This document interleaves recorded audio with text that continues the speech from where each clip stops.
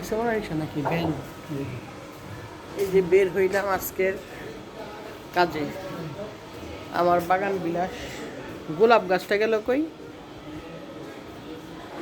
এদিকে ঘুরি ঘুরি, গোলাপ গাছটা গেছে কই?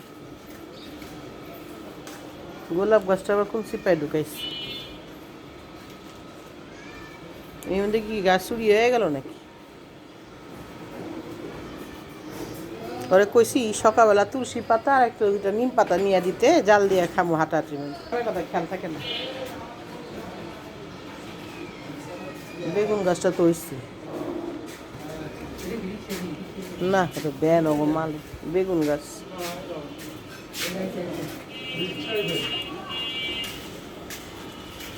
এই এই গোলাপ গাছটা কই? কই যে আমি দেখি না তো। কই যে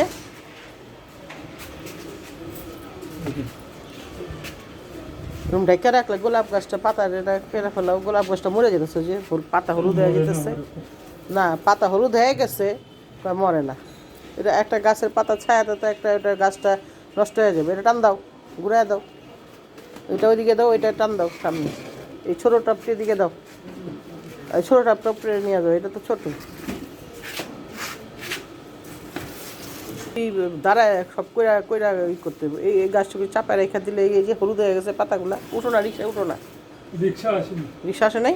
না, ও, আসবে না। তোমার গুণে কুলায় না আনতে। ওয়ালাইকুম আসসালাম।